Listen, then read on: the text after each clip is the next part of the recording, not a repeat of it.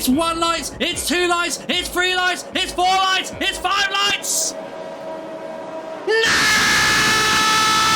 And just Merlin gets a cracking start. He's managing his way to the chance to take the pole, take the lead of the race. Cracking start there from Dusty Man Driver. He's got the inside line there.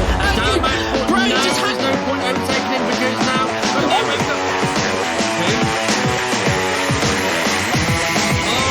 God! Is he going to get the CRF through here? Is he going to get the CRF through? He's got literally. He's being rammed up the rear end now. But here we go. Drive's going to have CRF. Front line speed.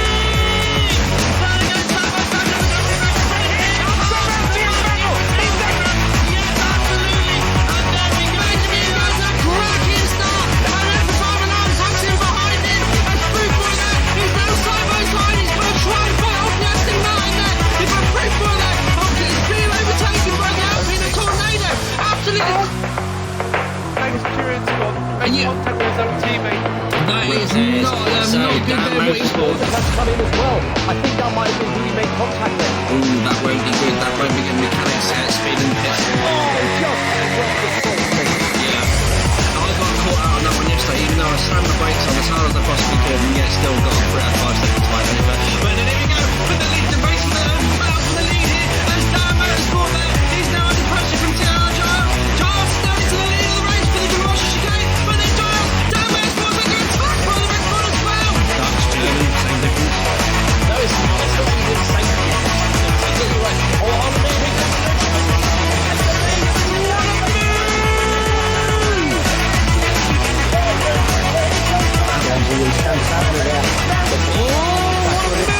Can he make it stick though? Around the other side.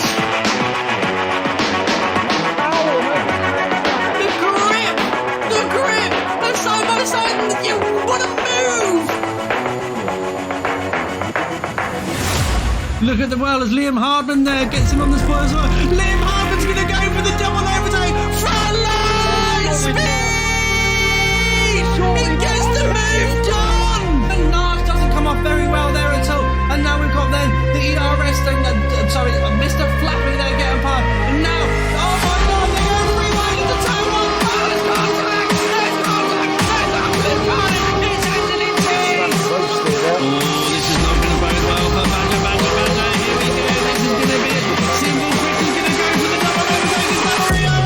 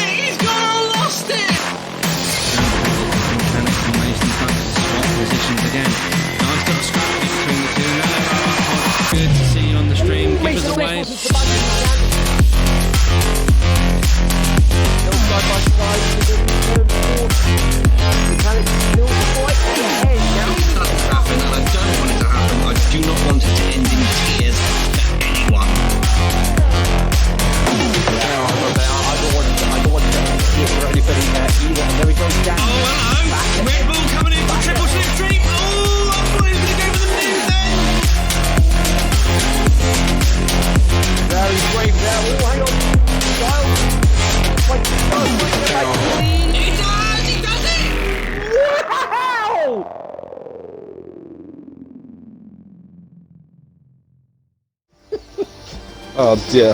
Good evening, everybody, and welcome to Sutter 861 stream. Tonight, I have returned to CRF1. It's Division 1, Season 1. It's the French Grand Prix, and Tier 1 are now giving themselves ready to go. Tonight, joining me in the comms box tonight, he's been away for a couple of weeks because he has been moving, but he's glad to be back. It's the king of chat himself, the man of Big Macs. It's Hail King Tomo. Oh my god, he never gets old, does it, Mega Puff? Good evening, ladies and gentlemen. I'm glad to be back. Yes, I have been moving and stuff like that and trying to get everything all sorted. And no, I'm not the king of the Big Macs. I'm the king of the Grand Big Macs. Let's get it right, okay? You're going to take the piss, get it right first time, all well, right? sometimes, well, the Grand Big Mac's a seasonal thing and everything like that. Evening Eagle, nice to see you there, tuned into the stream nice and early as well. The Grand Big Mac is a seasonal thing, whereas the Big Mac's permanent, and you are a big thing to be and you are quite big, and you are a permanent thing around. So, wouldn't you say you are the Big Mac? Bit harsh, isn't it? You know what I mean? I don't know how to take that. I don't know, it's a bit of I don't know if that's a compliment, an insult, or a bit of both. We're just now waiting for the lobby to load in as well, as Captain Mirrors himself is just the last one late to come into the lobby. He's obviously been checking himself out in the mirrors as well, making sure that he's Captain Mirrors. Captain Mirrors, Captain Lego. Damn, son. Connor Todd, good to see you out there as well, and also good old faces on the track as well tonight. Connor Todd 96 out there on track, will be out on track tonight, and also making a return to track after his little hiatus away from track is the German himself. He used to be known as RSF1 Vital, but now he has called himself CRF1 Vital. So he has joined over. Traitor! Sorry, sorry about that. I don't know what happened there. You know what I mean? So. Did you sneeze? Yeah, I did actually, just there for a second. You know what I mean? The German 9. You know what I mean? Obviously back. Let's have a look and see who we've got actually here. We've got Matty, obviously Connor Todd. Good evening, sir. Good to see you back. Obviously, we've got the captain of the Haribos. We've got the dwarf himself, Mega Dwarf. God bless him. He's back here. You know, obviously organising. Yeah. Frodo Baggins. Even he's short of Frodo Baggins, that's saying a lot. We've got Aladavi, we've got Unity, or Captain Uni, sub, and of course we've got Ebebe, look at my pecs as he looks in the mirrors, obviously playing about with his hairstyles, Captain CRF1 Ben, or as you know him, Captain Mirrors, I call him Captain Lego, because he has so many different hairstyles, bless him. Yeah, absolutely. So, like I say, good few faces there as well. As we said tonight, we are at Can't Trust Those Germans, says Stars Orphan. Hello, Stars Orphan, welcome for tuning in. Thank you very much for tuning in as well. Also, Jason's Orphan as well. So, we have got tuned in already 14 viewers of the stream tonight. We've got Object Fungus, RSF1 Eagle, Stars Orphan. Jason is back, Connor Todd, Cloud Zero, Ben Campbell, or Camp Bell, should I say. That's a bot watching it, and then we've got another one. So we are now loading into France. Circuit length of 5.842 kilometers. We shall be doing 20. Hang on, 53. Should have done my maths earlier. Come on, you know you're good at maths. What is wrong with you, hey? What is wrong with you? 27. We'll be doing 27 laps of the circuit tonight, making a race distance of 100. Mate, if you spent more time planning about your maths than studying people's asses, you'd be literally much better than this. You know what I mean? What's the matter with you, Mega Puff? Come on. Okay. I do apologise. Your Royal Highness, I do apologise. I should think so as well. You know what I mean? Obviously, like the other day, I saw your comment about, oh my goodness, I just saw what was it? George Russell's backside. It's like, oh, for God's sake, she's off. No, she's that on was one in already. Drive to Survive. That was a very nice tush to look at as well. Just a shame it had boxer shorts over it. Hey, anyway, let's move on swiftly. Anyway, race distance of 154.5 kilometres this evening, and the current race lap record in the real world is held by Sebastian Vettel, about 132.7, and that was set in 2019, obviously in the legal engined Ferrari back then as well. So we're down on trackside now. Let's tune in to see what the guys are going to have to face now. Oh, I need to turn that one off because we're not on a safety car at the moment. That's just me playing those settings. And Mac, obviously, serving his qualifying ban, so he shall not be qualifying this evening. So he should be starting rank last. Naughty boy, Mac. Naughty boy. But there you go. I'm looking forward to tonight. France, very interesting track. Some people like it, some people don't. I actually quite enjoy it. It's got fast. It's got literally one long straight with a DRS zone. You've also got the actual quick chicane, full right hander. Look how Captain Fruit Shoot. What? He's going to do one of his little... Oh, he's not doing it again, is he? Yeah. Oh, for God's sake, here we go. Well, it looks as if... I'm having a look and see, because actually it looks as if the dwarf is about to take off and join us on the track in the Williams. Yep, and he's joined by his teammate.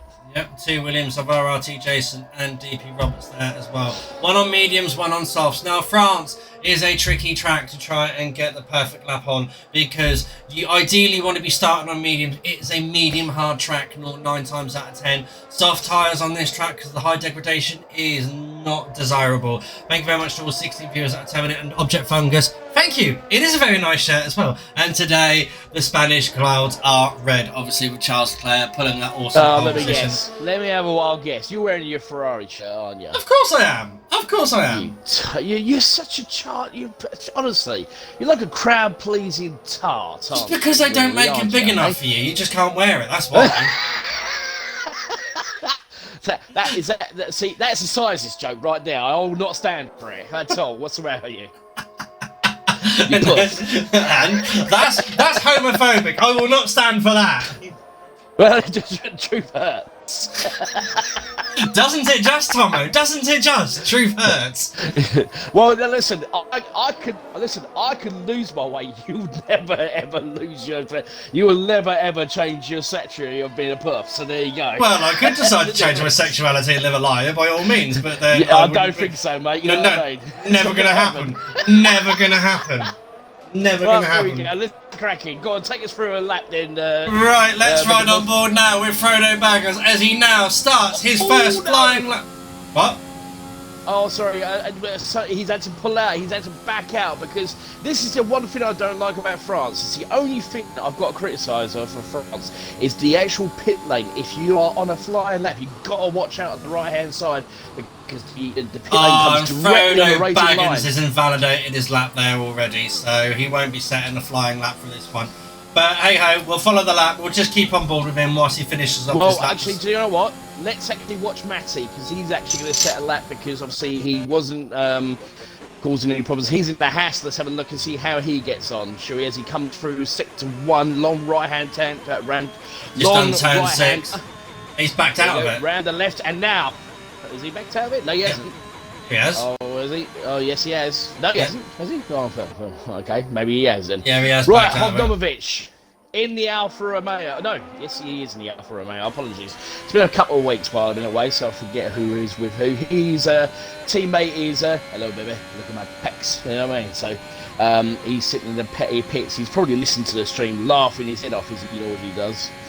So here we go, Hobnomovich, he's just coming down the long straight DRS wide open, straight into the left, then round to the right, then round to the left of the chicane, literally straight on the power. You can this is a very, very good overtaking situation. If you get a really good exit at that corner, then it's the long right-hand corner. You can take it full. You've got to be very, very careful on this one. And then again, long right-hander. If you get it absolutely spot on, you can actually turn in, and then you come to the long left-hand corner. And this is the part of the track that's going to catch you out, because if you make a mistake, it will come back and haunt you, because you've got the quick left-hander. You just literally throw it to the left, try and keep it as hard. And then you've got the quick chicane just here, the last part, open the DRS, all the way down the pit straight, and it looks as if Hobnovic is going to set a 1:31.2. Not a bad lap there from Hobnovic. No, not bad there at all. So obviously the first man to lay the gauntlet down on a 31.2. And just whilst we're waiting for more cars to come around the track as well. Guys, if you haven't heard already, but we in CRF1 have managed to find the balls of steel, and we are challenging Total Impact Racing to 10 versus 10. 3 races starts next Friday. tune in, guys. It's myself and Beer and Kebab will be streaming. Beer and Kebab will be doing race 1 and race 3, and I'm doing race 2. It's going to be 10 drivers from each of the leagues challenging one another. The 3 tracks involved are Bahrain, Britain, and I can't remember the third one off the top of my head. More details will be posted on our Twitter after this weekend's worth of races. And oh, nice there from the new show. 129.6 from Ela McLean. McLean. McLean. Ela McLean. Thank you very much. So thank you very much, Eagle. So it is Bahrain, Britain, and Brazil. The 3 Bs of the F1 calendar. Now, see, I think, personally speaking, right? See, Bahrain, Britain, absolutely awesome.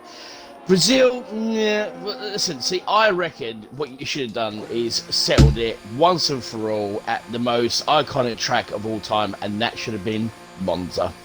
I think Monza would have been the one, you know what I mean? Or, no, actually, Imola. Yeah.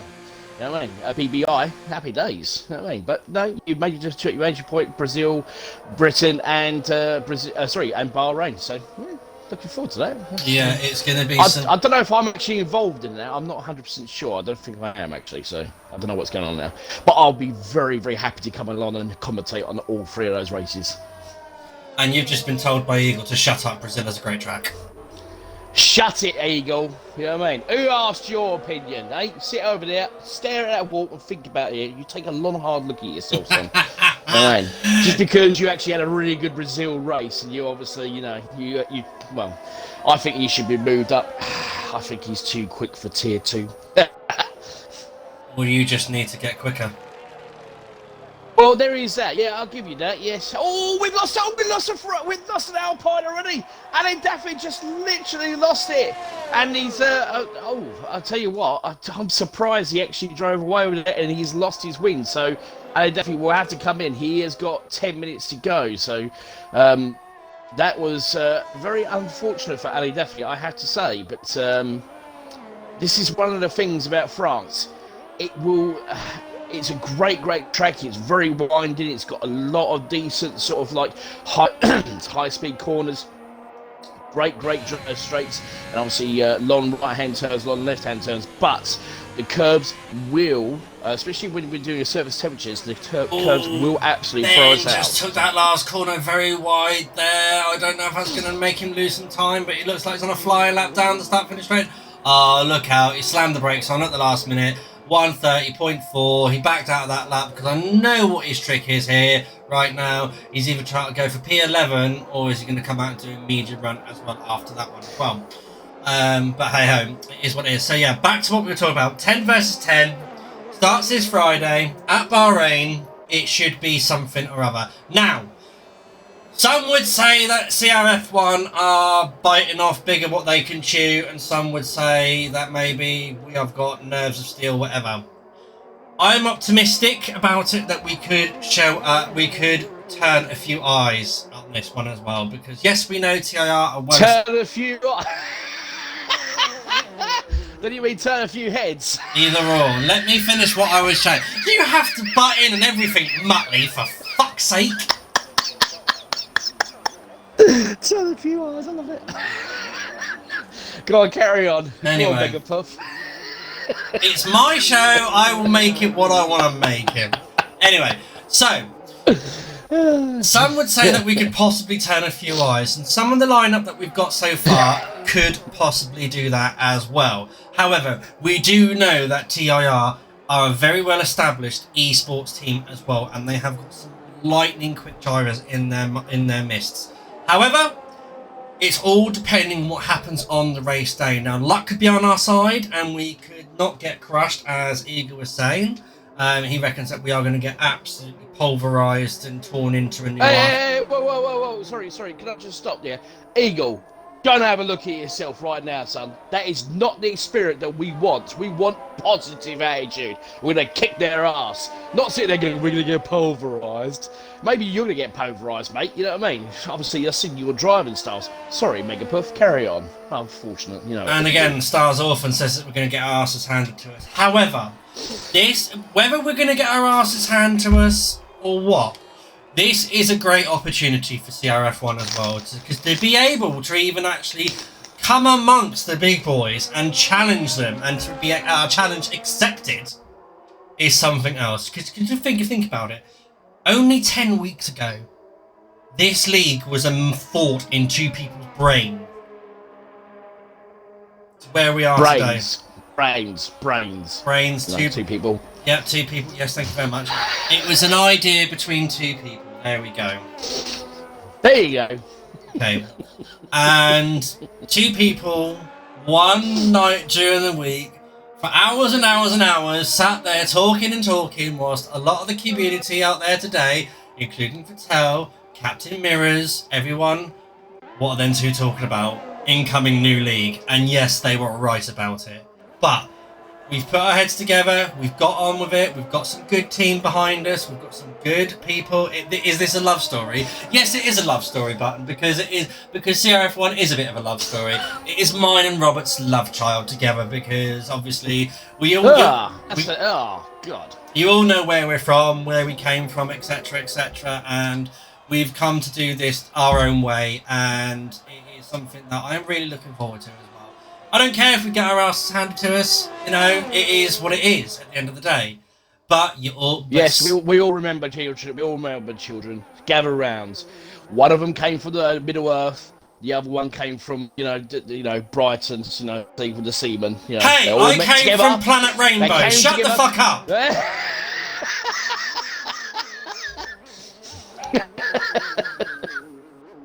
One of them had shares in Mr. Sheen. The other one has shares in booster seats. No, he makes booster seats for a living. Yeah, it does. And apparently one fateful night, they came together, sat down, and produced a league. In fairness, though, I have to say, all joking aside, yes, I think it's absolutely fantastic for CRF1. I think, in the day, look, listen, let me put it this way. We will give a fantastic account for ourselves. We've got fantastic drivers in our league. This league has been really, really good. To be perfectly honest, let me put it this way. Now, from a driver's point of view, I've only missed one race because unfortunately I was moving. Yes, I had an absolute stinker at Brazil. Unfortunately, it was one of those things. I got caught in dirty air and it just happened. But I carried on going and I had a little bit of a slip two laps before the end and unfortunately crashed out. But other than that, I've actually scored more points in this league than I was when I was racing for RSF1. I believe this league has got a lot of core values. It looks after people. It listens to people. People can actually make suggestions. People can turn it around and say, "Can we do this? Can we do that?" And there's never been a case of, "Well, we're not looking to do that. No, you can't do that." No, it's got to be a committee thing. It's always been, "Listen, put it to us. We'll discuss it. We'll have a look and see if we can do it." The fact that we've had loads of leagues come to us and say, "Hey, listen, we've seen your, streams, my stream, your stream, even Ben's stream, Falcon, myself and you, AJ. The thing about it is that we've worked hard to do this, and in fairness to us, we very rarely, we get fantastic racing. I mean, I'll be honest with you, I mean, I've actually been quite lucky to commentate on some brilliant driving, some brilliant overtaking skills and stuff like that. We've got to a point where we absolutely spent at the end of a race because it's actually been that impressive and that interesting. So to say that we're going to be competing against a esports team, you know what? Everybody needs to go like this. Everybody deserves a round of applause and a pat on the back because it's because of your driving style, because of the way we drive, because of what we've done and stuff like that. As a team, as a community, and that's the reason why we are in the position that we are. Simple as that. Yes, absolutely, and I couldn't have worded it any better myself, Tomo. Tell you what, you definitely are the king of words, aren't you? You know how to chat shit. Right back at you, sunshine. Right back at you. Anyway, Frodo Baggins is currently on a fly. And it's invalidated round the long right hander there. He's going to be kicking his booster seat there and thinking, fuck! Oh well, never mind. He needs to go trim that beard. Obviously, it's getting in the way. And The bid. It's not the bid. He needs to go and get. He needs to extend those high heels of his to make sure to get to the pedals. anyway, let's ride on board now. Wins the German as he comes down for the first of his flying laps in medium tyres. Down the start finish straight into turn 1. Nicely done there. Into turn 2. Rides apex perfectly. Goes wide at turn 3. Can he keep? Oh, he's invalidated. He can't even do that right. And he had a moment. There was his moment right there. Actually, I'll tell you what. Let's get on board with Unity Hush in the Red Bull. The Hush that is Unity that is slightly behind CRF1 Vettel. It's going to be difficult, but this is going to be interesting because now Unity Hush is going to get a cheeky slipstream and front line speed! Now coming down the long straight as Vettel gets out of his way, he's going to surely gain some time from that into turn 7, 8 and 9, across the apex now. RRT Jason goes fast as ever, 129.3 in the Williams there, but now here comes Sebastian Vettel. No, sorry, it's Unity Hush down through the long right-hander of turn 10, nicely done, and now it's the wrong long right-hander of turn 11 now. Goes wide, then brings the car back in on itself. Perfectly done there. Corner nailed to perfection. Into turn 12 now. And then we've got turn 13 coming up. And I need to find my charging wire because my battery's running low, my controller. So we are... Finish the lap, please, Tomo. Coming around the last chicane, there goes Unity, just literally kicking it in, and now he got the DRS wide open, literally with that Honda power all the way down to the end. It's not going to be fast enough to actually try to take pole, but 6th place on the mediums. Now, here comes Captain Lego on the mediums. We're going to watch him. One lap. You've got just one chance to try and get this done. Right, coming in, Captain Lego. Let's see what you can try and do. Right, as he approaches turn 1, throws it into turn 1. Beautifully done. Now round turn 2. Now here we go. This is going to be the most part of it. Round turn 3 here in France. Absolutely going balls to wall here. Right, here we go. Round turn 4. Beautifully. Then straight to the left on turn 5. We approach turn 6 right here. Nicely turned into turn 6. Then we got straight away to turn 7.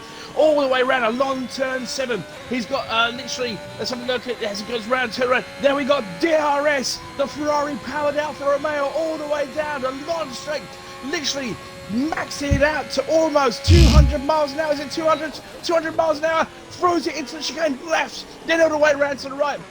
And see if he can actually try to improve, get himself in the front row. Let's have a look as he pushes on out of the chicane. Now we're going to come on to he's 6/10 off his fastest lap. Throws it around the right-hand corner, full throttle all the way around. Then literally just throws it in, holds on for dear life. Then goes a little bit wide on the exit of that sort of exit and entry, all the way around to the left. This is the one that's going to catch you out. Nicely turns around the apex. Oh, there's a Haas going the wrong way with that. Haas has just got, he's just spun there. That's not caused any problems for Captain Lego as he comes around the last couple of corners. Straight around. Here we go, around the last little chicane. Not losing any power. DRS wide open. Is he going to open it? Yes, he does. All the way down. So it's looking pretty impressive. I think it's going to be a 130.1 he's found. 3/10 in that last lap. Puts himself into 4th place. Decent lap there from him. That is all she wrote for qualifying, because the only man left out on track is RRT Jason, who is currently on an invalid lap, which I do assume is his in lap. And that is such a shame, Stars Orphan. That's why you can't race on us, because you do comms for another league, unfortunately. But you know what you can do about that one. Yeah, leave that league. I didn't say that. I did. I don't know which league he does comments for. That's very true. Anyway, so the new shower of Euler McLaren, as we've decided to name him, is in pole position. RRT Jason in 2nd, Matty 9029 in 3rd, CRF1 Ben in 4th, Vettel in 5th. Good comeback, good showing there for him. Object Fungus in 6th, Unity House in 7th, Hubanovic in 8th, Tornado in 9th, and Connor Todd in 10th. Up top 10 for Connor Todd. Frodo Baggins, he's got the prime position to P11, and then Mac is in P12, Sturridge in P13, Easton in 14th, and Anadaf in 15th. Are you right now? Yeah, I just had a little bit of a hiccup. Did you? Alright, okay. Hold your breath and wait until you turn blue. Then let you go, let your breath out. No. There you go. So, So mean to me. you enjoy it. Oh, I do like being. You know what they say? You treat mean, keep keen. Hey, just leave it like that, alright? Just, you know. Anyway, let's go Disgusting. back to the studio whilst the drivers have a comfort break, and let's show you guys of what the drivers have got to deal with today. So, like I said, we're at France. There are 2 DRS zones around this track. You've got that first DRS zone down the start-finish straight, and then you've got, and looks like someone has readied up there already. Wonderful, fan-bloody-tastic. But we have got time to do the video just quickly because it's less than 30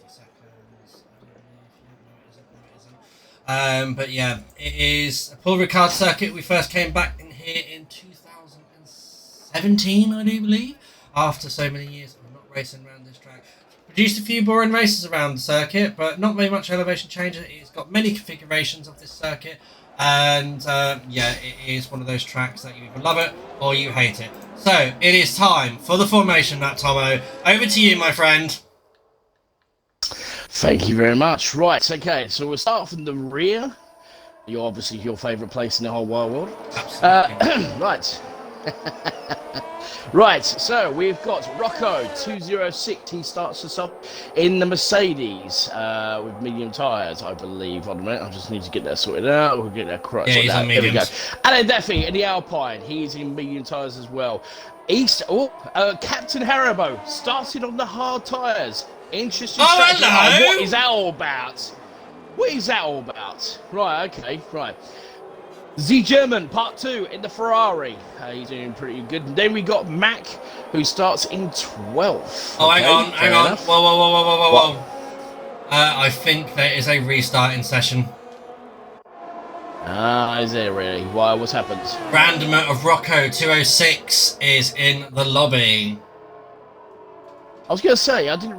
That name doesn't ring a bell on me. So it is going to be a restart, unfortunately, guys. So, it's FK. It's fuck. Anyway, so it is going to be a lobby restart. Fresh tires, says Jason back. Let's go. So, we shall leave this lobby. You shall indeed. And we'll return back to the studio. Okay,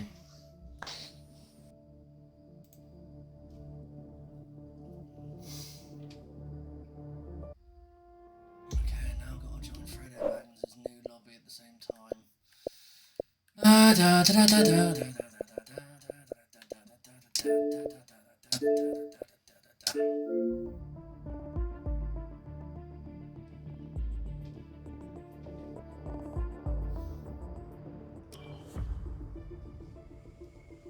See, now this is what you call synchronization. You've got a lot of the drivers in there ready to go. So let's give you guys a view of what this track is going to be properly now. So as I said, the first Grand Prix here ever was in 1971 at the Paul Ricard circuit. Took a bit of a hiatus from French Grand Prix, and we raced at manual cars for a while, and then after 2008, we took a break from the French Grand Prix as Manicor did not renew its contract, and then in 2017 we came back here to race once again. 2 DRS zones, long straight, so it should produce some awesome overtaking. We got that long straight as you come into the chicane of 8 and 9, and that long straight up to turn 10 as well. We have seen some cracking moves in league racing from around the outside and everything like that from this circuit. Not much elevation changes, and as well as the speed trap just at the end of the first of the long straight with the DRS. We've got the Mercedes safety car joining us today, so hopefully not too many issues going on with that one. Anyway, back to heartwarming stories from Eagle, from AJ and Tomo, says Eagle Tomo. What's that? Sorry, what was he waffling on about now? He's saying back to the studio for more heartwarming stories from AJ and Tomo. Very true. Very, very true. So I met this guy at Eagle. He's an absolute twat. No, I'm joking. Hang on. Yo, this is a story all about how my life got turned up. Sorry, can't say anymore because of copyright. Easy, copyright. That's gimmick infringement right there. That is. We will not stand for it. So, but there you go. Listen, I'll tell you what. Actually, speaking of which, let's talk about the controversy that's happened this week in F1. So, obviously, Aston Martin turned up with a brand new car that happens to look very similar. Yes, very similar to the Red Bull. Now, of course, FIA have actually done their investigation and said that they've looked at all the data that Aston Martin have put it over to them, so they couldn't find anything wrong. Christian Horner's come out and said that obviously quite a number of their staff have actually left Red Bull, gone to Aston Martin to go and work for them, and they're going to do an internal investigation, and obviously they believe that copyright infringement has actually happened. Now, looking at the car, you can see the major differences between the car from Miami to obviously to Barcelona, but obviously I don't want to spoil it for anybody who hasn't actually watched qualifying, but I don't think Red Bull got anything to worry about as far as I'm concerned. Obviously it does look very similar, but you know, whatever they've copied doesn't appear to be working. That's very, very true.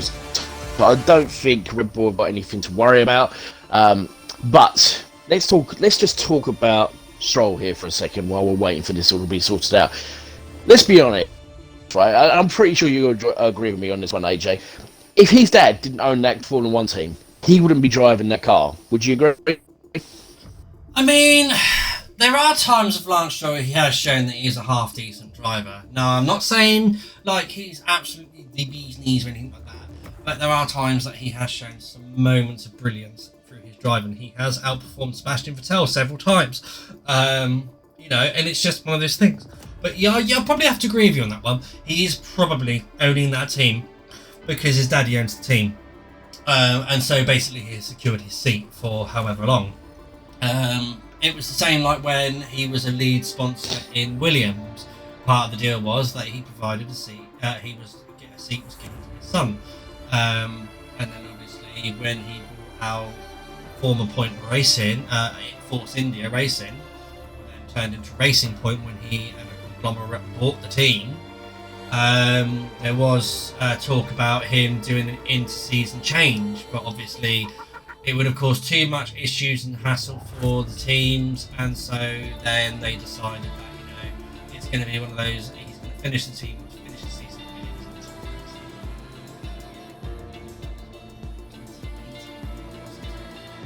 Mm-hmm. Yeah. And then he joined Racing Point in 2019.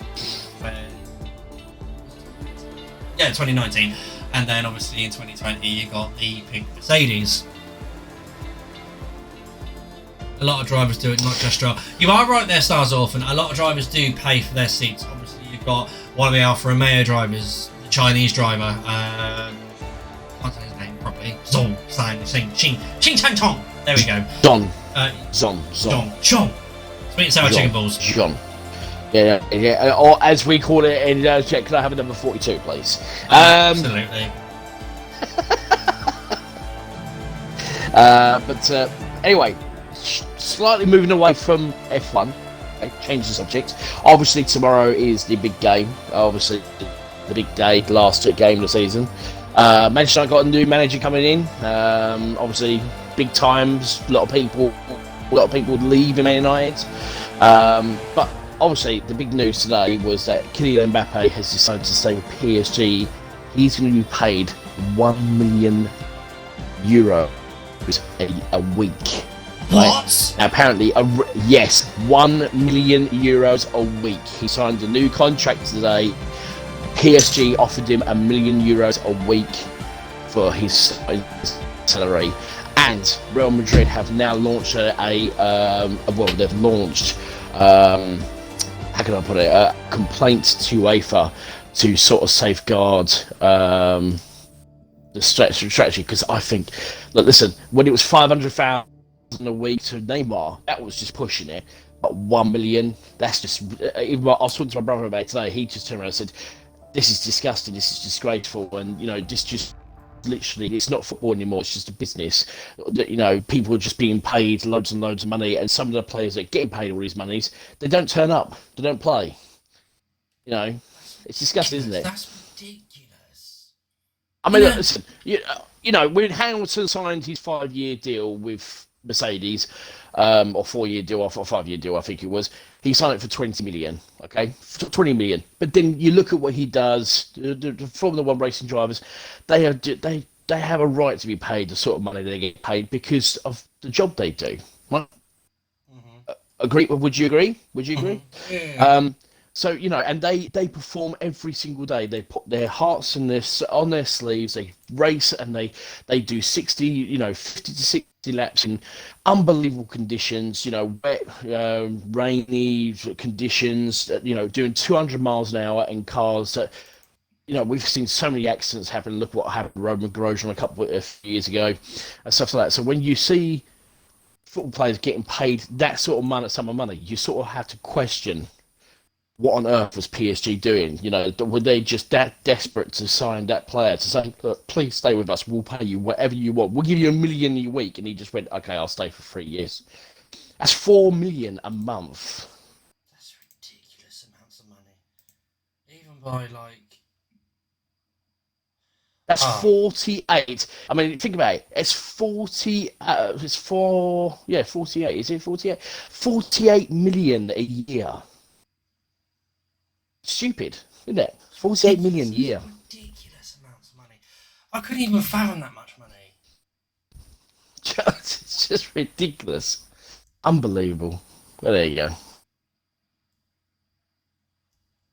But Real Madrid have made a complaint.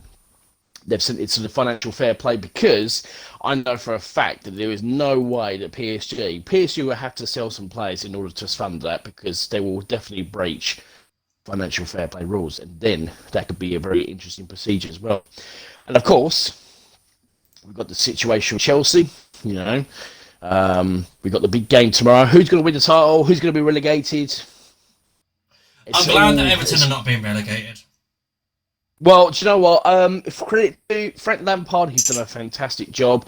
He got in there, he had to pick that team up, and you know, if you said to, you know, bear in mind, at half time they were 2-0 down at Crystal Palace and it looked bleak to come back and win in that fashion. But this week has been there's been a few little incidents happening. I mean, if you saw what happened at Nottingham Forest when they beat Sheffield United in penalties, when that fan came rushing in, headbutting Billy Sharp.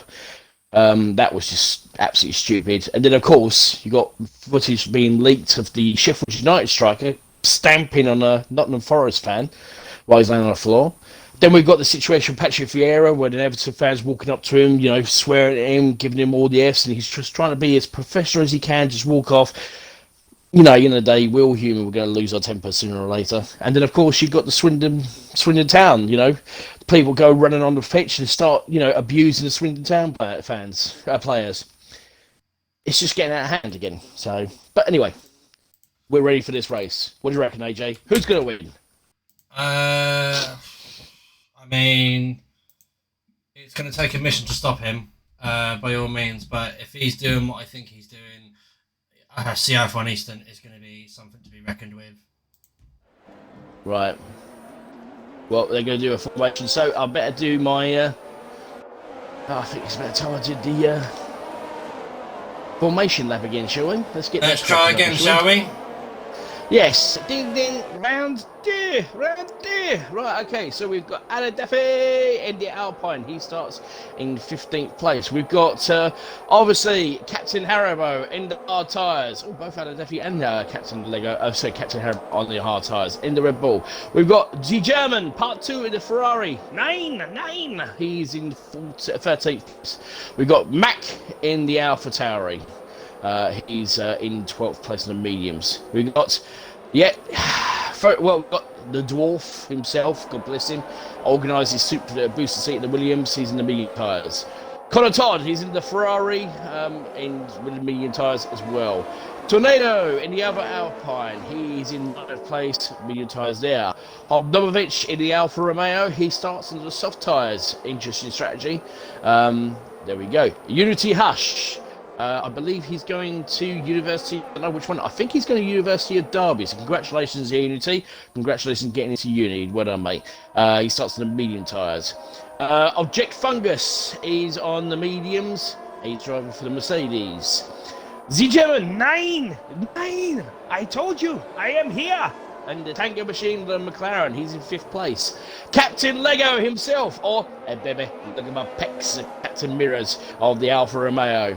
Matty, he's in the house, in the soft tyres, doing a very, hopefully just going to bring some interesting points home for the American team.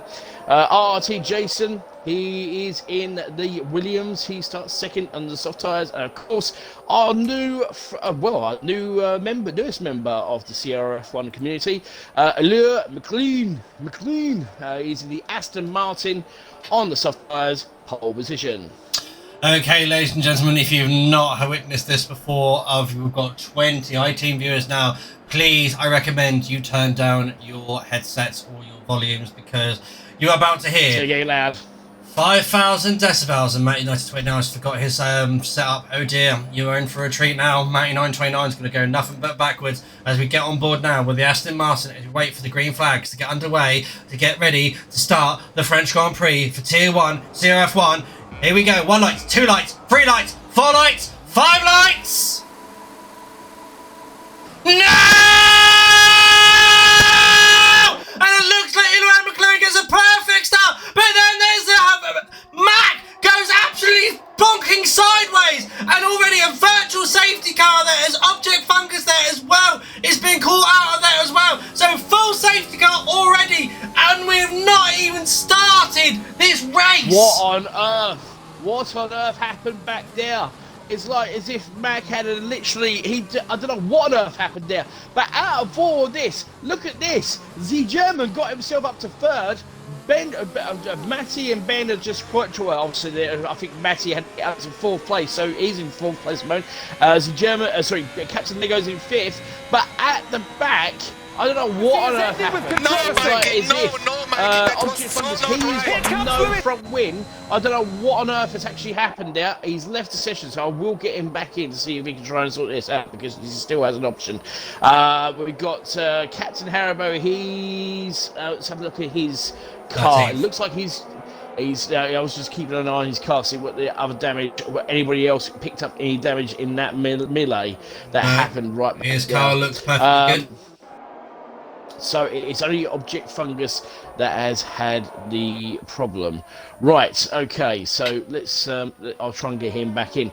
What a start already. After all that talk about, yeah, this is going to be great, this is going to be fantastic, this is great, we had great driving standards. Thanks, guys. Yeah, really good work for us here. Yeah, you did a fantastic job, you bastards. Plonkers. Right, okay, so already we've got somebody who's gone in. It is MRT Jason. He's gone in already, and so has Matty. Those two have gone in, so that's an interesting strategy. Gone in straight away. They're going to slap hard on, aren't they? They're going to mediums. Matty's gone on for mediums, and I think Tornado has gone on. I swear to God, we're supposed to have the Mercedes fucking car, not the Aston Martin. No, it was the Aston Martin, mate. You know what I mean? I didn't want to say anything because you was in your element. I didn't want to upset you. Because on my track on my track video, it was the Merc. Well, it's not the Merc. It's the Aston Martin. Let's just move on. Yep. Okay, let's just move on. All right. So we have got a safety car. This is your fault, Stars Orphan. You're watching your first race for CRF1, and this is what happens. Don't just listen. Ignore her. She's off on one again. She gets. You know what I mean? When she gets, she's got the diva mode on at the moment, so she needs to calm down. Oh, Tomo, just get back on Deliveroo.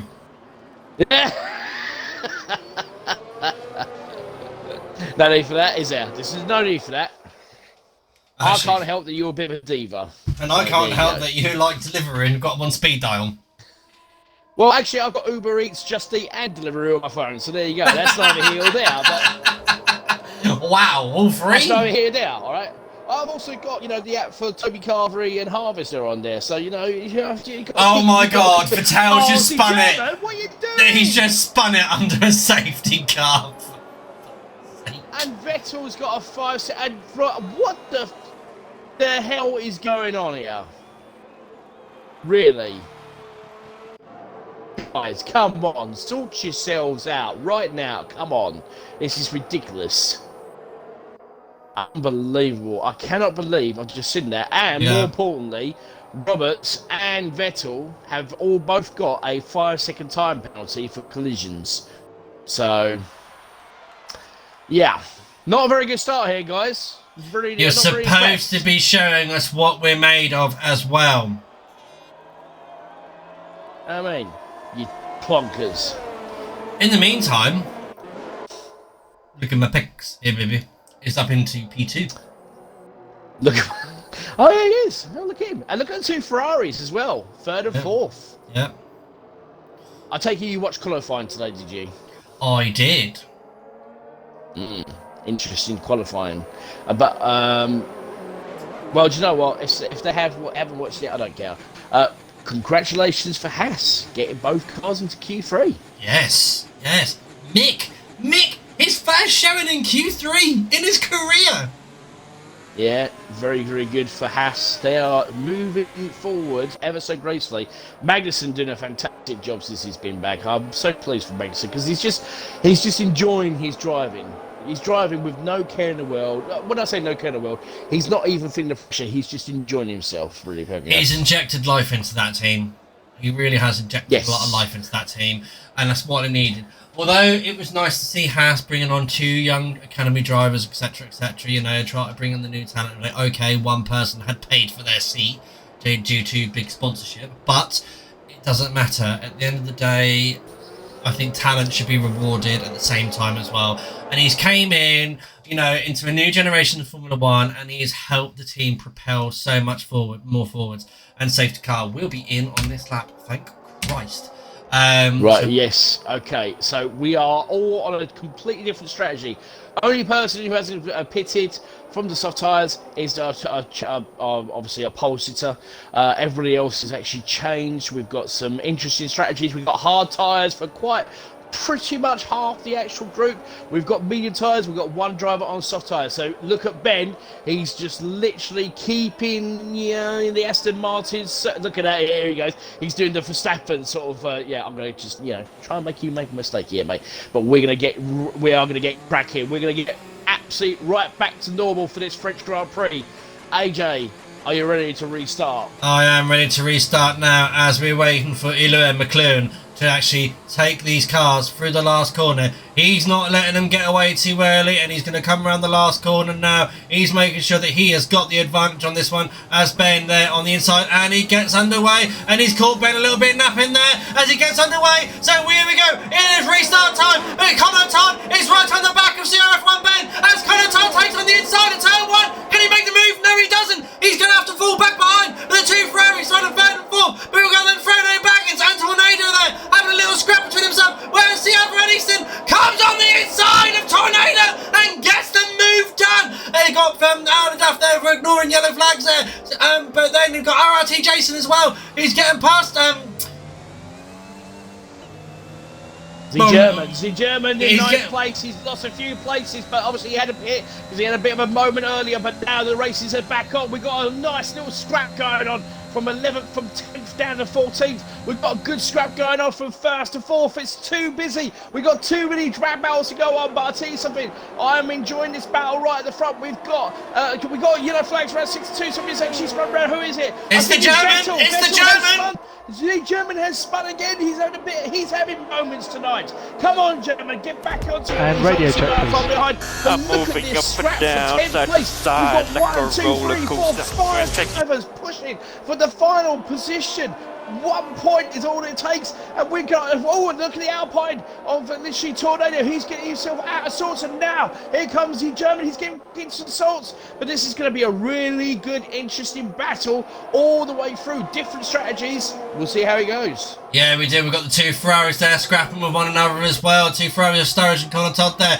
Running line astern, third and fourth. Fastest lap there set by the first place driver, of course, at the moment. Whereas now, the tyres will start ramping up and the track starts rubbering in now. Remember, everyone starts on fresh tyres due to the restart. So strategies are going to be slightly different to what they were going to be from qualifying. But then we've got DP Roberts now. He's currently sitting there in 6th position, but he's got CF1 Easton right behind him. Obviously, Easton now just saw him there chuck his fruit shoe at the side of the car there. So he's just fueled himself up there as he gets ready to line himself up in the Honda Power! Down through the long straight now. He's not got any DRS to use behind him, but he's just going to use the sheer speed and a little bit of battery to then go forwards there. And it looks like someone's got a little bit of crackle on the microphone. It might have been me, I do not know. But then he has to stick in behind the Frodo Baggins. So the smallest people of this league at the moment are fighting each other for P6. My internet is a little bit poor, so obviously I lost you a little bit on that one. I lost half of that information, but I'm still keeping an eye on what is going on here. It's going to be a really good battle. Obviously, Captain Haribo, he's started from the back. He's already got himself up to 7th place. We've got a great battle. The two Ferraris trying to work hand in hand, but while they're trying to, well, I think they're either trying to work hand in hand or they're battling each other, because while that's all going on, Captain Lego has just pulled away, got himself a nice piece of fresh air so he can actually just carry on and push forward and just keep on going, and DRS has been enabled. Yes, DRS is now enabled, but as Captain Lego is out of the DRS of Elua McLaren, so he's all there by himself, so he's got plenty of time to stare in his little side view mirrors there, making sure that his helmet looks good there and everything like that. But the two Ferraris there, like you say, running a line astern, whether they're working together or whether they're battling each other is just literally, we've got the German on the Alpine running on the hard tyres, who's right behind them. Yeah, this is right, and now here we go. Now Sturridge is going to have an opportunity to get past his teammate, because he's going to have to really go for it. DRS wide open, he's going to have to get past his teammate, and literally they're going to have to work hand in hand, because obviously with the other drivers with DRS, this is not the sort of situation, because obviously the Ferraris are going to try and just pretty much use DRS to try and get themselves as close as they can, whilst Ben still does not have DRS range. So this actually could work as a strategy call here from Ferrari. It could indeed. But we have also got Frodo Baggins, who has just been overtaken by Mr. Fruit Shoot himself. He's now up into P6. Oh wow! Sturridge has just been spun out. Sturridge has spun. Oh, that was close! I just literally, a lot of poo just came out there as I saw the Mercedes of Object Fungus nearly get collected by Sturridge.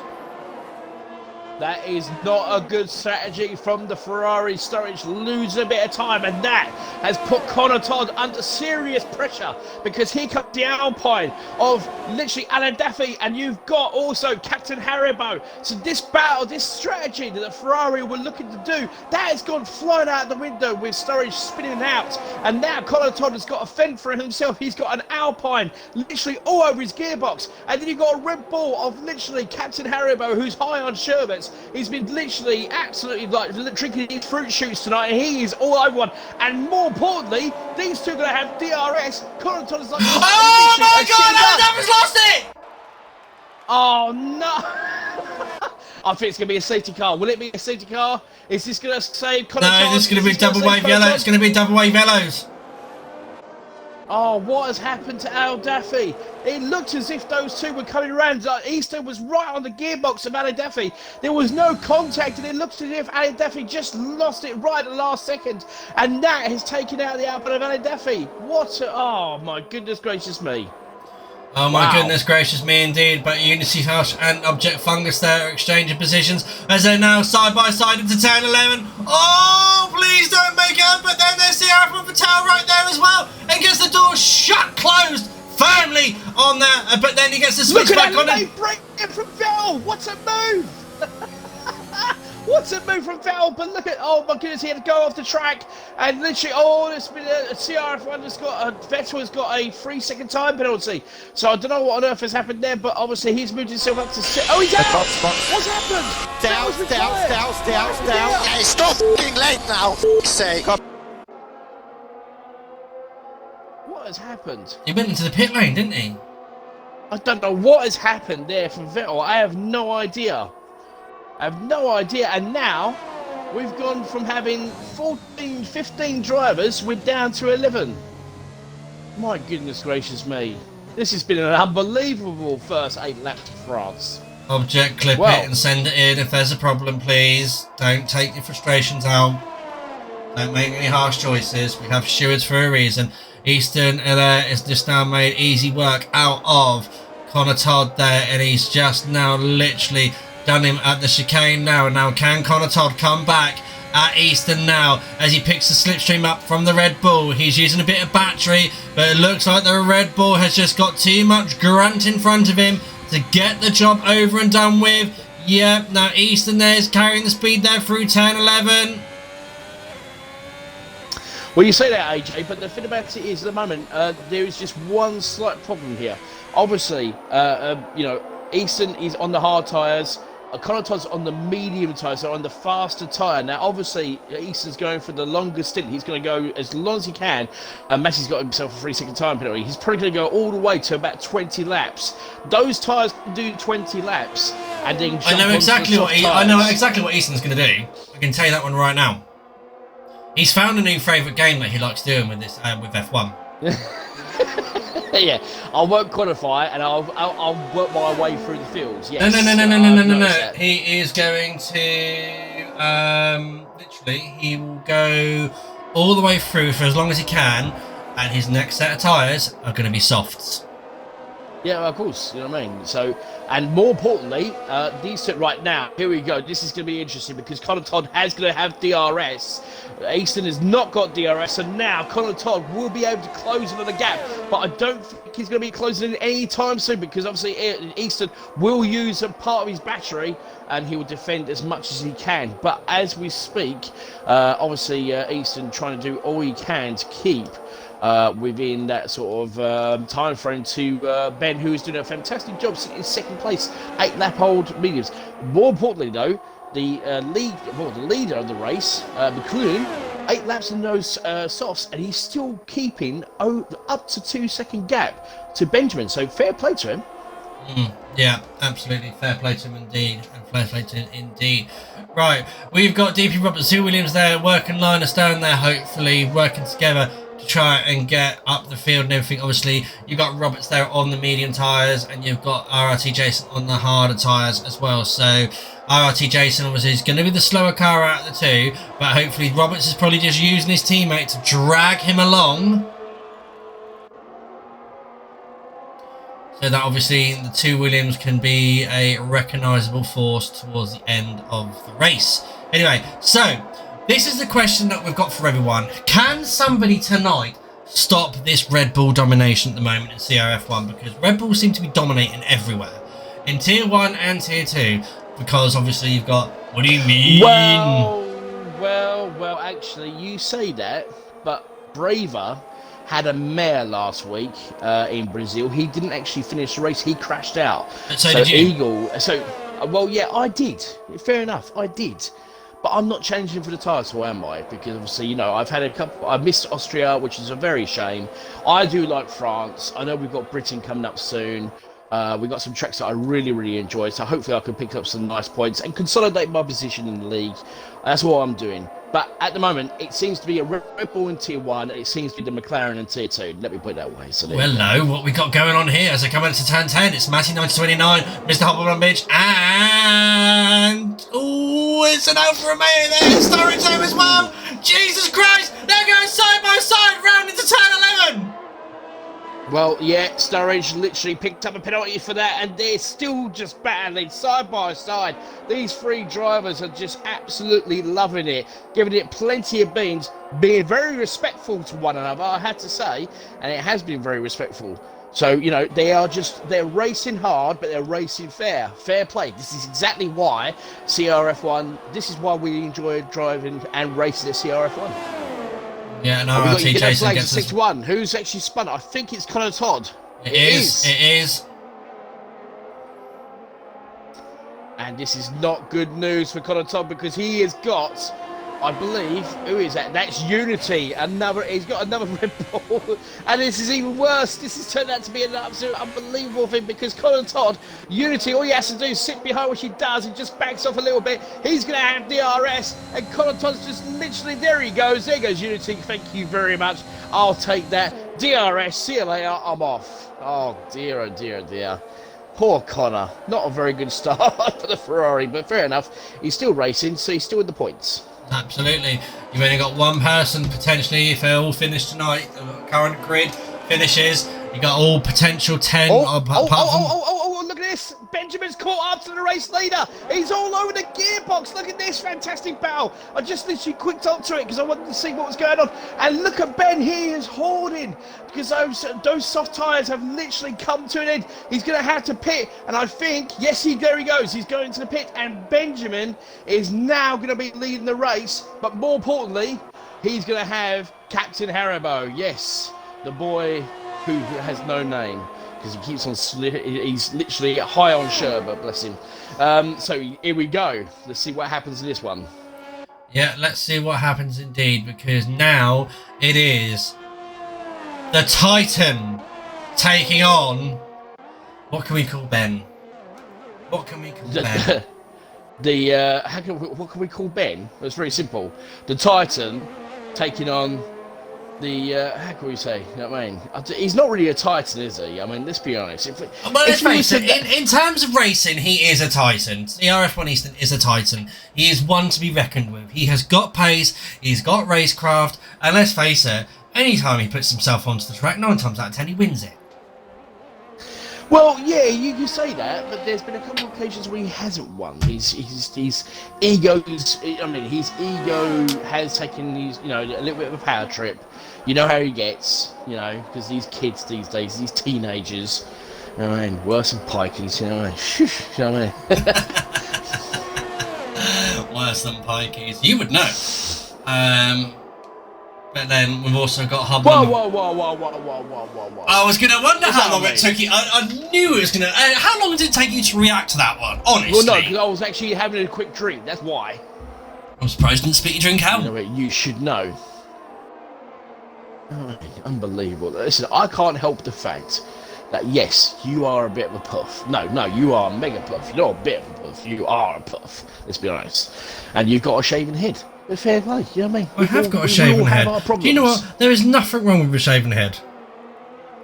I didn't say it, you know what I mean? But obviously it must be a murder for you. But I'm sure Mr. Shing's very happy that you obviously got a lot of money on their shares. So congratulations there, mate. Well, you're doing well for the community. I am. I'm giving everyone cleaner pledge homes. See what I did there? See what I did there? Yes. Yeah, you did. Right, anyway. Right, Colin Todd is actually pitted now. He's on the hard tyres. He's going for the long stretch in the Ferrari. He's sitting at 8th place, or 9th place, sorry, because he's right behind Frodo Baggins. Frodo Baggins. Frodo there, who served his 5-second time penalty, so he now has no penalties. Williams. Yep. Sporting the George Russell. Okay, guys, let's just have a little cast vote out there right now as well whilst you're all watching there. Who do you think is going to win this race on the current grid with what we've got left here as well? Because you've got obviously Connor Todd there, who's on fresh hard tyres and now coming up right behind GP Roberts 84. Obviously, he's got to get those hard tyres warmed up, whereas Frodo's tyres are nice and warm. They're a little bit on the soft side. They're quite moist as well. So he's got some grip on there. I want to see your predictions out there. Who do you think is going to... give you top 3 out there. I think top 3 is going to possibly be Easton on the top step, Ben in 2nd, Unity in 3rd.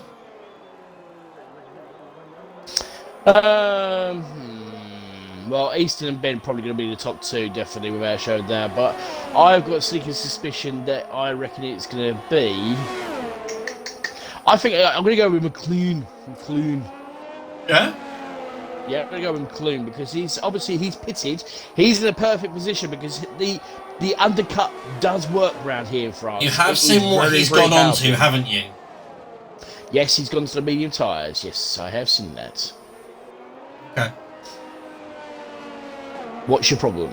Well, What's your medium points? tyres, 15, 16 laps. No, you can do pretty much, I reckon, if you literally look after your tyres, don't overdo it, don't push anything or anything like that at all, you can, I mean, what have we got? We've got, where are we? 14, 21, 14, 27, 13 laps, 14 laps to go. He's done 16 laps. Yeah, he could do it. He could do it. Okay. He could do it. He could probably do it. He could possibly, because honestly, the other day he came in first place, obviously on the soft tyre. So the rest of the guys, they're going to have to pit sooner rather than later. The medium guys are going to pit sooner rather than later. The hard guys, the hard tyres, they're going to stay on a little bit longer. I reckon they're probably going to go for a soft strategy. So yeah, I mean, granted, McLuhan is going to be under immense pressure from some of the guys that are going in the hard tyres, but already he is catching up with the hard tyres already, and in front of him he's got Matty, he's got Hobnobovic, who are having a battle at the moment. Right, okay, sorry to interrupt you, but we have got Captain Lego and Slackabaface about to have a little battle and squabble up the back straight there. And Slackabaface has got DRS over Captain Lego now as they come up the long straight there. Ben's trying to break the slipstream, but look at the powerful power of DRS now, as it looks like Easton switched it off there. No, he didn't actually. He was too far back to try and make a decision to try and get Ben. But let's have a look. He got a good exit there.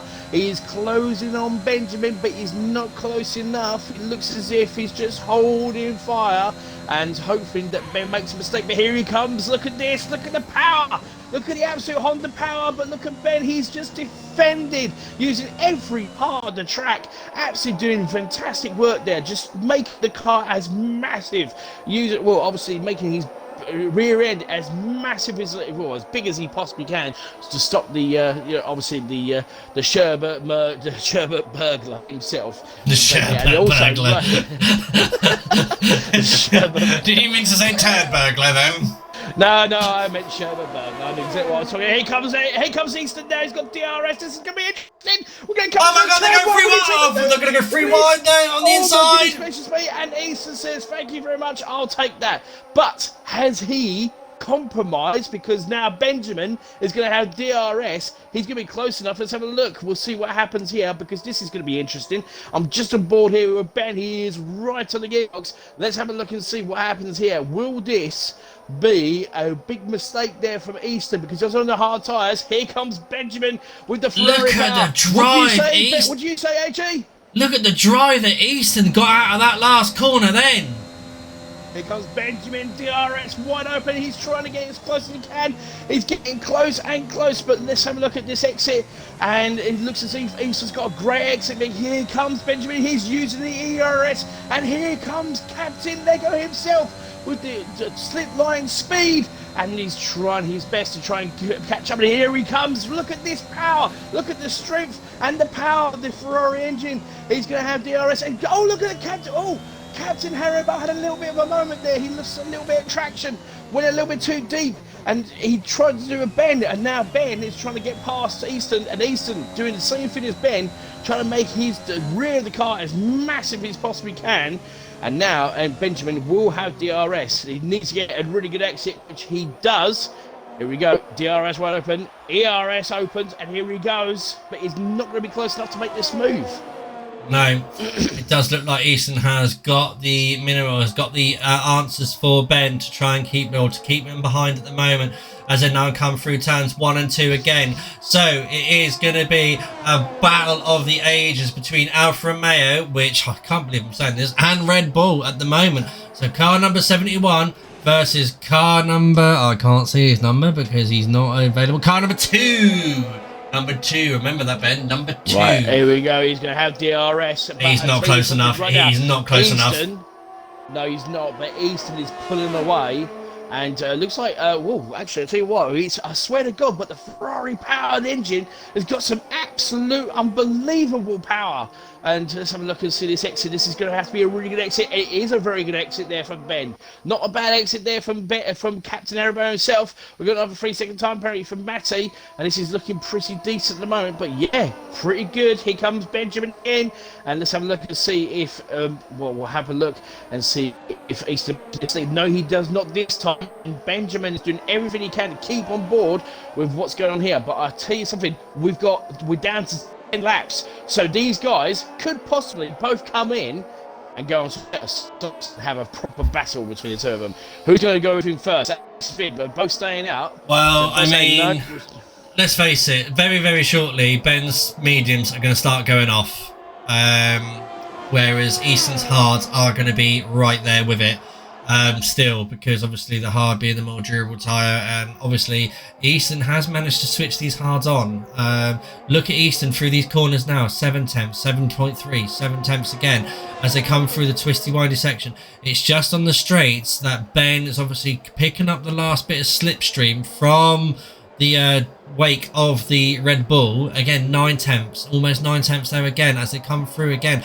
Turns 5 and 6 and now 7. Again, almost a second now. Easton's very, very close to breaking the DRS off of Ben. So it's only a matter of time before Ben has to make the call. Does he go in any time? Does he go in on this lap and tries to get an undercut and make Easton and force Easton to pit?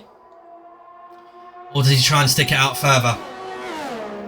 At the moment, obviously, the question you got to ask yourself is, at the moment, what's McLoone going to do? Will McLoone come in for a set of softs and battle it out with all these guys, or will he stay out on a reasonably fresh set of medium tyres? Bear in mind that obviously he's got 3 drivers on 15, 16, 17 lap old hards, and I think Benjamin's coming in. Yes, he is. He's going in. Benjamin's decided to call it a day. He's going to come in off the mediums and he's going to go straight onto the soft tyres. So will that open the door for Easton to turn around and say, right? And Jason's done the same thing. Unity stayed out. He's going to stay out for another lap. Let's have a look and see what McLoone does. Unity can go to the end of the race. Yes. Unity can go to the end of the race. Unity, well, he can do. I don't know. He's on 16 lap old hard tyres. Yeah, but he's made the change. He's made the change of tyres. So anyway, not Unity. Unity hasn't. Unity has changed his tyres because Unity changed his tyres because how can he be on 16 lap old hards? We're on lap 19. Well, I'm just looking. I'm going by what it says on my screen, mate. Unless my screen is incorrect, because I'm looking at. I've got Easton on 18 lap old hards, Unity on 16 lap old hards. Bear in mind, Unity started on the hard tyres as well. Bear in mind, you know that, didn't you? How did he start on hard tyres when we were on 16 lap old?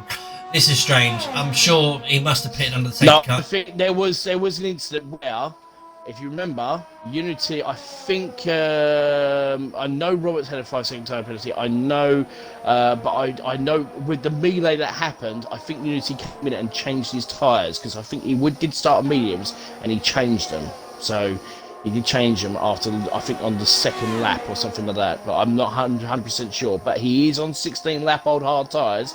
He could go all the way to the end, but I don't think he would. And Easton's decided to pit. Yeah. So Easton has come in.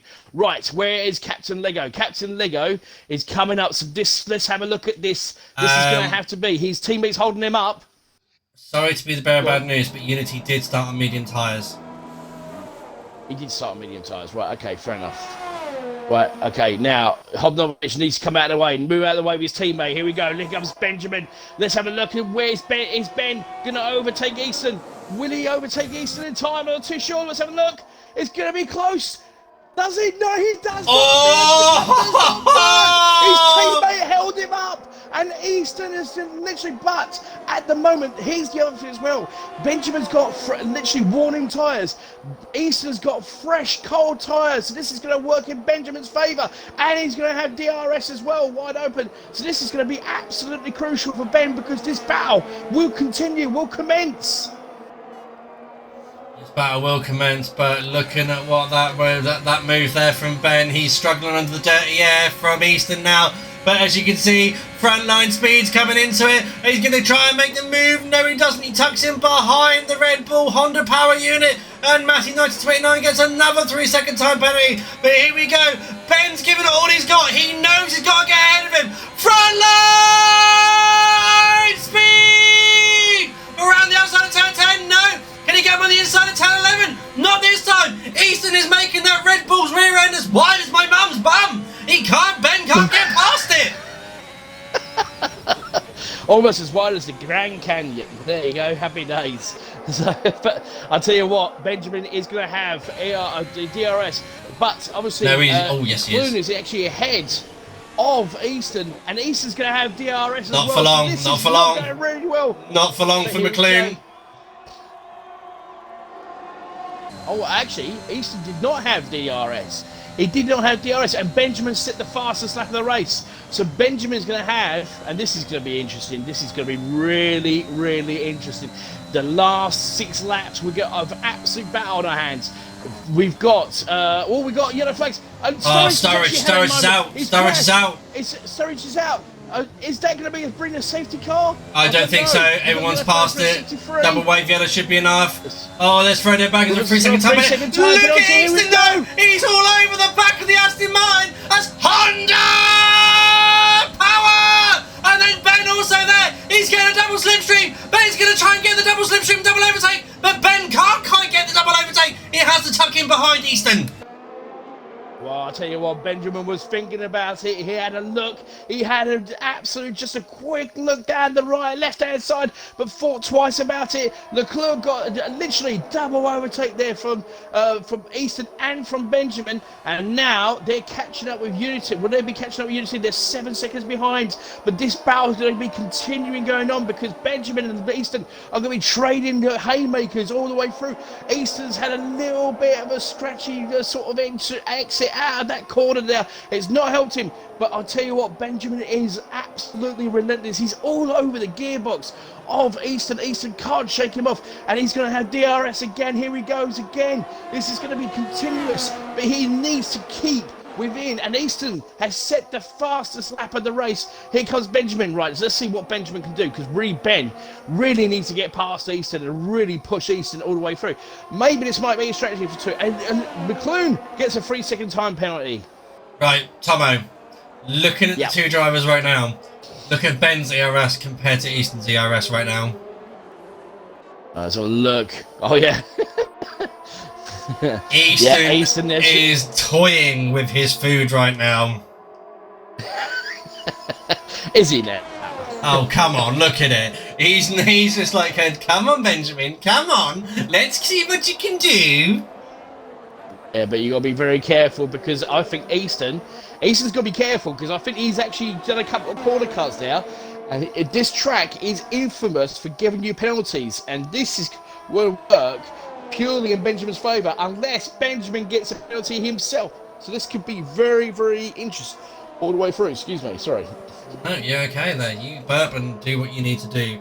But my God, did you see what the gap is now between Easton and Unity right now? Now this is going to play into 4 seconds. This is going to play into Easton's advantage, because obviously, teammate being teammate, you should think that he's going to move right out of the Red Bull's way, out of his own teammate's way, and then you think that, but at the moment, where are we? We're on lap 23 now. So at the moment, 4 laps to go. Easton cannot shake Ben, and Ben is closing in on Easton. He's had an absolute unbelievable first 2 corners there. Easton had a little bit of an issue there, and Easton is just trying to do everything he can to keep out of Benjamin's slipstream. But look at Ben, he is close and closer now to Easton. This is actually looking really good for Benjamin, because Ben is going to have DRS now. He's going to have an absolute unbelievable DRS. Let's see if he's close enough. He is 7 tenths behind. Here he goes with that DRS. Literally opening up the back end, absolutely throwing it down as a straight, and right in front of there, look who there, it's Unity. This could play in 1 or 2 ways. This is going to be a great exit, which it is from Benjamin. Easton doing everything he possibly can to keep that Alfa Romeo behind, but obviously there's still 2 seconds behind Unity, who is on 20 lap old hard tyres, and his tyres will start to be literally Well, they'll be starting to go now, I think. I don't know. Looks like Hush seems to be doing a good job there at the moment. But what I was saying before a minute ago is obviously we've got 4 laps left of this race. Now, this is where his teammate could come into advantage to Easton, because once he gets past Easton, Hush could then make his Red Bull wider than my mum's bum and hold up Ben and break Ben's DRS. Looking at the ERS situation, Easton is in a laughing spot right now. He can just afford to use a little bit dribs and drabs when he needs to, just to fend off the Alfa Romeo of Ben. So it is going to be a literally fight to the wire, to the checkered flag at the moment. Whereas Easton now is closing on his teammate. He's now got the DRS over his own teammate, and this is where these two need to work together to pull each other along and then act as a mobile chicane for CRF1 Ben. True, but at the same time, let's have a look and see what happens here, because look at Unity. He's actually weaving in front of his teammate. His teammate's trying to, and Roberts has left the session. What's happened to Roberts? I don't know, but it's migrating host, but for some reason we've lost connection, but we'll keep it going for now. It does look like Ben gets a penalty! Told ya. I told you, sooner rather than later. Sooner rather than later, we were going to have a problem. We were going to have a problem. Somebody was going to lose out on this, and it was Ben. Unfortunately for him, Benjamin. See now, look, Unity now is popping his Red Bull right in the right places now, letting his teammate just bugger off ahead up the road. But then as now Ben is going to try and use his grip advantage now. Oh, I'll tell you what. Oh, a little bit of onion bhaji there. Let's have a look. He needs to get past Unity. He really needs to get past Unity Hush now. He really does. He's got to get past Unity Hush now. This is going to be so close. And I'll tell you something in a moment. Look at this on the right hand side. On the outside! What an absolutely unbelievable overtake there from Benjamin. I'll tell you what, that is the move of the... Oh, no, he's not... Switch back from Unity! No, actually, hold on a minute. Oh, I think this could be a mistake by Benjamin. I think it's a mistake by Ben, because look what's going to happen. It's going to be Unity all over. Unity. Here it comes. With the DRS. Oh my goodness gracious me. Benjamin made a mistake. And but then Unity's gone deep into the chicane. Here comes Benjamin, bouncing back. He's right on it. Look at where Unity trying to hold up. He's holding up the Alfa Romeo. And this is absolutely superb. Here comes Benjamin, looking for the move, going down the inside. Will he actually make the move? He's going to go for the move. What another brilliant overtake there from Benjamin. Goes into second place. Absolutely fantastic. Good move there around 10-11, but Unity is not giving up at all. He's giving it all he's got. They're both roughly even Stevens on ERS right now. But look, that has allowed Easton to clear off. That has, and more importantly as well, that has literally... Oh my goodness gracious me, there you go, yeah, 4 seconds down the road. And Easton has got this in the bag, all the way from the rear, and he is leading the race. Sorry to interrupt you, Tomo, as well. All Hush has got to do right now, stay within 3 seconds. Yes, he does, unless Unity gets a penalty himself. Yes, that's what I mean. At this present moment, all he's got to do is stay within 3 seconds, and then that's it. There you go. Well, at the moment, Sturridge has left the session, unfortunately. Now, Benjamin's already got 1.2 second lead over his Unity. He's got 1.5 laps to try and make sure he can try and get further away. Let's have a look and see how Ben gets on. I'm not too sure if this is going to work, but we'll keep an eye on what's happening there. Jason has moved himself up to 4th place for the Williams. And here we go. He's 1.5 seconds away from Unity. This could work in his favour. Now, have a look and see how Ben gets on, because obviously he's on fresh softs. So Lee, I'm keeping an eye on this actual, interval between Benjamin and Unity, because obviously, Benjamin could still literally have a, he will.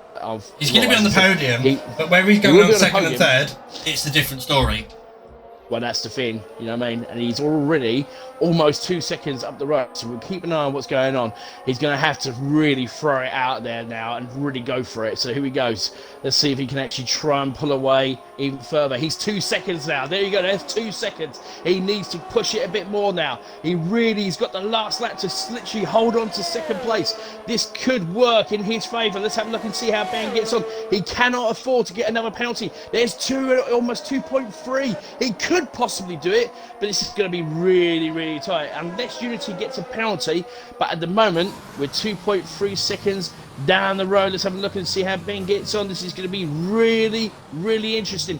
Please, Ben, do not get another penalty. You do not need one. 2.6 seconds is the gap between him and Unity. He's only 4 tenths. 2.7 seconds. Now we've got 3 tenths. I'm sorry. I know we should be watching what's going on with Unity. Connaughton's got a 3-second time penalty. But at the moment, we're just having a look to see if Ben can manage to hold on to second place. 2.7 seconds. He can try and find 3 tenths in this last part of the second sector.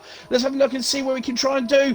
Throws it around the right-hand corner as he goes through. It's still 2.7 seconds. Unity's trying to keep in line with what he's got. This is going to be really, really close. 2.8 seconds. 2.8. It's 2.8 now. Okay, sorry 2.9. Sorry to butt in on you. It's 2.9 seconds to 3 seconds. There's a magic number at the moment. But Easton now is coming round the final 2 corners off this track. He's coming down the start-finish straight. It's 3.4 seconds now between Unity and Ben. And it comes across the line. Remember, the finish line is right at the bottom of this track. There we go. Easton takes the checker flag and crashes his car right at the perfect moment. And then we've got CRF1 Ben now takes second. Unity holds into third place. It's a 1-3-4 Red Bull. Fourth goes to McLaren. RRT Jason in fifth. Hobanovic now coming across the line in the Alfa Romeo, takes fifth off RRT Jason due to penalties. You got Connaughton now coming across the line in 7th place. Good point score from Ferrari there. Takes 7th place. Frodo Baggins now across the line into P8, and they got Matty 1929 in 9th. Well done to everyone. Very interesting finish to that race. Congratulations to the top 3. Well done to everybody. Good point strategy there for Ferrari, especially as they lost. Driver of the day, of course, goes to Easton because he starts from the rear, finishes the race, and wins the day again. Get a bit boring now. See, I think next race there should be a rule that you have to do a quali lap. You must do a quali lap and get in there and all that sort of stuff. You've got to do it. Because at the end of the day, let's see how he does. Obviously, we know he can drive through a traffic, but can he hold the lead from pole position? I don't think he can. I reckon he could. You all right, son? Yeah, I'm fine. Just a bit tired. So there we go, ladies and gentlemen. Here is your winnings or standings for this evening. CRF1 Easton takes the win, and CRF1 Ben in second. Unity Hush in third. Eluan McLaren in fourth. Hobanovic in 5th, and RRT Jason in 6th. Connaughton in 7th. DP Roberts in 8th. 9th goes to Matthew 1928, and 10th is Tornado. He's classified as finished as he completed the race. Your DNFs this evening is Sturridge, Object Fungus, CRF1 Vettel, Aladafi, and Mac 2007 3077.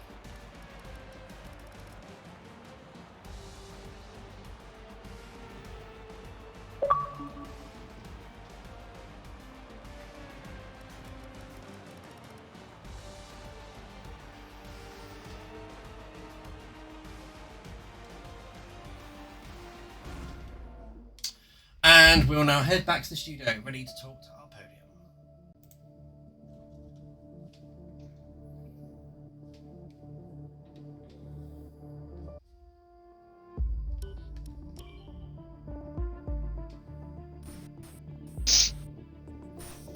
Are you all in somewhere?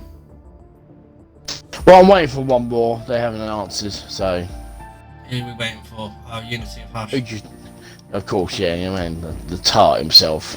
Oh, I thought you were talking about looking at my pecs. No, we all know he's a tart. You know, even he knows he's a tart. You know, he's actually admitted to us that, you know, he would rather spend time with a so-called mate in the gym When in actual fact, he was actually looking at himself, and he says, "This is my mate."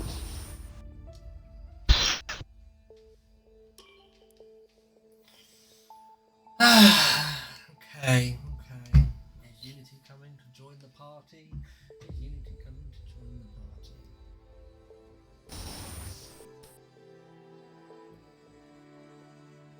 Unity. I think that answers your question. Okay then, Tomo. I'll let you talk to the Captain Lego himself. Oh, do I have to? Right, okay, fair enough. Hey, buddy! First of all, hey, baby, look at my pecs. How you doing? Congratulations. Good. Second place. Obviously, you know what I mean? You know, you can take your helmet off and put your hair back on. Congratulations, mate. Well done. Second place. You're having a good battle with, you know, Captain Sherbet over there. I mean, high on his fruit shoots. Awesome. But well, you was having a good battle, was enjoying it, and then unfortunately he got past his teammate, and then his teammate decided to make his, as it's been quoted, make his ass even bigger than AJ's mum's ass. So you know what I mean. So anyway, congratulations on getting second place. How was your race? Well, let's go back to the start, shall we? Very frightened as I saw a missile of a German behind me to start with, so that wasn't nice. Then that safety car appeared out of nowhere, and then yeah, end of sector 2. No, sorry, start sector 3. I just see a wild McLaren spin in front of me. I'm like, what? And then I look behind, and he kills Unity Hush. Like, for God's sake, what's he done now? And then loads more people get damaged. I'm like, bloody hell, fell. Yeah, and then Easton caught on the hards, as he would have, because tyre wear is crap. Tried to stay with him as long as I could for as many laps as possible on the mediums with the DRS, but decided to pit. And then, as you said, we were catching Unity. We had that Aston Martin who made our life slightly more difficult, but it was enjoyable. And then, yeah, Sergio Hush turned up, and it was good, fun. Now, if you have your race, we thought the undercut would work, but your teammates, I don't think he actually got the script, did he? No, I knew what he was trying to do. He tried to give me DRS, but he messed up at the third to last corner, which didn't help that long left-hander. Well, you know, never mind. That's well, right. I mean, I was right up his arse, and I lifted off and lost like 5-6 tenths. Like, for God's sake, Hobnob. Well, yeah, there was that. So you know, but unfortunately, you know, it did happen. But in the long run, second place, even when you got a penalty. I mean, we thought you were going to bottle it, but you didn't. You managed to hold on at the last lap, you know, halfway through. We didn't know if you were going to get second place, but you did. So congratulations. Oh, thank you. I was just delaying the inevitable, really, with the championship, let's be honest. Yeah. As much as I can. Well, go on then, AJ. Go and talk to that plonker, you know what I mean? The one who keeps on drinking loads of fruit shoots. And sniffing tons of sherbet and getting high on sherbet. Yeah. You know what I mean? It's like, Fruit shoot. Okay. It's not fruit shoot. He drinks his fruit shoot, but he sniffs up his sherbet. Well, CF1 Eastern, congratulations yet again. Last to first. I don't know how you keep on doing it, and I think we're going to have to start creating a new rule that you have to set a quali lap to see if you can actually hold the lead next time rather than actually just come through the traffic and run off with the rest of it. Obviously, lots of fun, good overtakes there from you. Tell us it from your end. I don't know. Forgot. Wow. Yeah. Did you say you just forgot? Yeah, nothing happened. Of course nothing happened. You're too Kids busy these days. sniffing up your... Yeah, playing teenagers. Things. Right more. Well, no, congratulations on the win. Obviously, you're making that commanding lead of the championship. Very commanding now, and obviously you're running away with it. So, moving on to next week, where we are off to Silverstone. Again, are we going to see another last to first from you, or are you actually going to put on a bit of a show? Depends if it rains or not. Depends if it rains or not. Yeah, if it rains in quali, I'm doing quali. Okay. Or are you gonna you're actually gonna attempt to do a quality lap, are you, mate? Yeah. Yeah. Alright, Jesus. Wonders never cease. Wonders do never cease. Well, like we say, we're moving on to Britain next week. Ben, obviously, Britain, one of those tracks for you as well that I do believe that you are in favour of. No. Okay. Well, we've got three races left for the season, and I know round 10 is definitely one you are almost in favour. Definitely in favour of. Definitely in favour of, and that will be Saudi Arabia, where hopefully you can challenge Mr. Easton to. No, I'll bottle it.